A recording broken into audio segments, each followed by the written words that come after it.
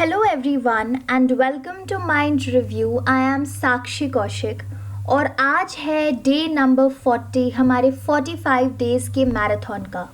And if you have missed any video from day 1 to day 40 तो आप लोग उस वीडियो को ज़रूर देख लीजिए। The link of the complete playlist जिसमें डे वाइज वीडियोज़ अरेंज्ड हैं वो लिंक नीचे डिस्क्रिप्शन बॉक्स में प्रोवाइडेड है।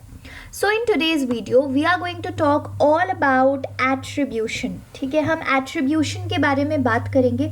पहले की कुछ वीडियोस में हमने इम्प्रेशन फॉर्मेशन की बात की थी, एटीट्यूड फॉर्मेशन की बात की थी, एटीट्यूड चेंज की बात की थी। And today we are going to talk about attribution and what is attribution, who gave the concept of attribution, what are some of the attribution theories. So let us get started. So पहला सवाल जो कि सबके मन में आना चाहिए अब तक तो कि एट्रीब्यूशन क्या होता है, right? So it is the process of explaining one's own behaviour and the behaviour of others. ठीक है, तो देखो हम सारे लोग ह्यूमन बींग्स जो हैं वो बिहेवियर तो करते ही है, कोई ना कोई एक्शन करते रहते हैं दिन भर में, राइट? तो जो प्रोसेस होता है जिसके थ्रू हम खुद का बिहेवियर एक्सप्लेन करते हैं and we also explain the behaviour of other people, that is why we did a particular thing in a particular situation या फिर why the other person reacted in a particular manner in a given situation. So that process is known as attribution, right? The process of explaining one's own behavior as well as the behavior of other people who are around you. अब जो attribution के concept पर based attribution theories हैं, these attribution theories were originally developed by a social psychologist whose name is Fritz Heider in the year of 1958. So Heider की भी खुद की एक थ्योरी है, Heider naive's theory, right? But the very first person who began talking about the attribution theories and who also developed an attribution theory was Fritz Heider, and it was done around 1958, right? So this is what the concept of attribution means. Now moving on to two kinds of explanations that we give.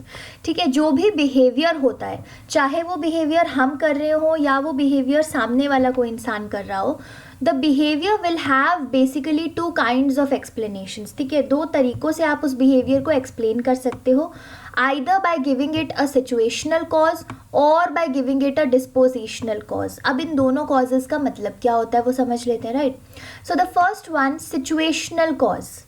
When cause of behavior is assumed to be from external sources like weather, traffic, etc., then it is known as situational cause.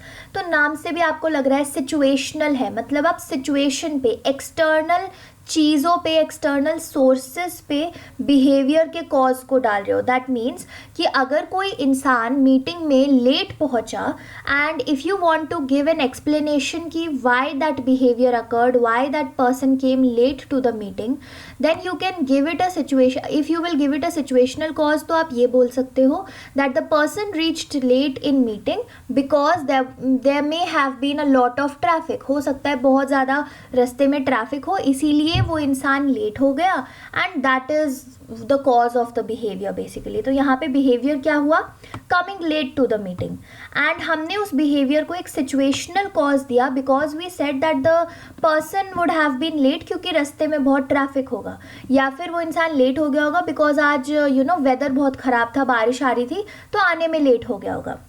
So this is known as situational cause. जब हम किसी के behaviour को, उसके behaviour के cause को assume करते हैं कि उसके बिहेवियर के कॉज का कोई एक्सटर्नल सोर्स होगा. वेयर एज जो आपका डिस्पोजिशनल कॉज है वो बिल्कुल इसका ऑपोजिट है. ठीक है, डिस्पोजिशन क्या होता है, समथिंग विच इज़ इनेट, है ना?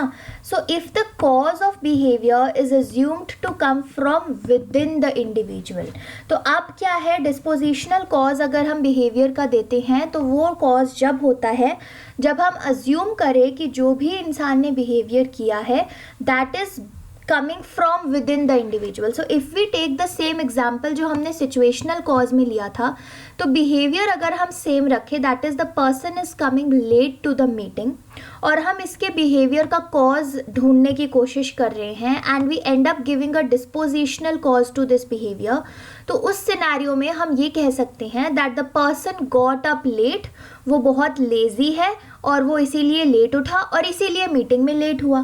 सो this is something that is coming from within the individual, that the individual is lazy and the individual got up late. That is why the individual is late in the meeting also.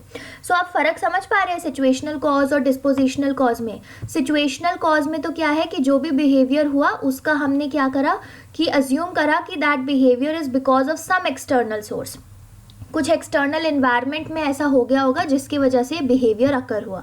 Dispositional causes कि हम behaviour के cause को assume कर रहे हैं that it is coming from within the individual, that the individual was lazy, that is why that person came late to the meeting. So these are the basic two kinds of explanations that anyone can give while explaining the cause of behavior of oneself or of others around them, right? Situational cause या फिर dispositional cause. अब जो हमारी attribution theories होती हैं, there are 4 basic attribution theories that we have. ठीक है, attribution की 4 बेसिक थ्योरीज होती है और ये 4 बेसिक थ्योरीज कौन सी है? Hiders naive theory, correspondent inference theory, Wiener's attribution theory and Kelly's covariation theory. ठीक है, ये 4 बहुत ही ज़्यादा इम्पॉर्टेंट थ्योरीज हैं. इन चारों के चारों थ्योरीज पे ऑलरेडी इंडिविजुअल डिटेल्ड वीडियोस बन चुकी है. एक पूरी वीडियो हाइडर नाइव की थ्योरी पे है, एक पूरी वीडियो आपकी वाइनर्स एट्रीब्यूशन थ्योरी पे है, एक पूरी वीडियो केलीज कोवेरिएशन थ्योरी पे है और एक पूरी वीडियो कॉरेस्पॉन्डेंट इन्फरेंस थ्योरी पे है. तो मेक श्योर अगर आपको उन थ्योरीज़ के बारे में जानना है, डिटेल में पढ़ना है, समझना है कि वो जो एट्रीब्यूशन थ्योरीज़ हैं वो कैसे बिहेवियर के कॉज को एक्सप्लेन करती हैं बाय यूजिंग सिचुएशनल कॉज और बाय डिस्पोजिशनल कॉज और अ कॉम्बिनेशन ऑफ बोथ. तो उन चारों वीडियोज़ को आप ज़रूर देख लीजिएगा. चारों की चारों वीडियोज़ की जो लिंक है वो मिल जाएगी आपको नीचे डिस्क्रिप्शन बॉक्स में. तो मैं उन सब के आगे हेडिंग भी डाल दूँगी कि this particular link is for this theory, this link is for this theory. So I would recommend that you watch all the 4 videos and understand all 4 theories.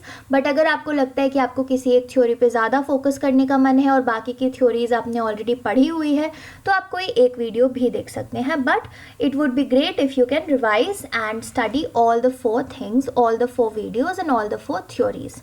So this was it for today's video. Have a very very great day ahead. और आज हमने एट्रीब्यूशंस के बारे में काफ़ी सारी चीज़ें discuss करी है एंड आई होप आप और भी इसके बारे में पढ़ेंगे उन 4 वीडियोस को देख के. And make sure guys that you have subscribe to my channel, that's Mind Review. अगर आपने अभी तक नहीं किया है तो बेल आइकन को भी क्लिक कर दीजिएगा, उससे आपके फ़ोन में नोटिफिकेशन आ जाएगी जैसे ही वीडियो अपलोड होगी.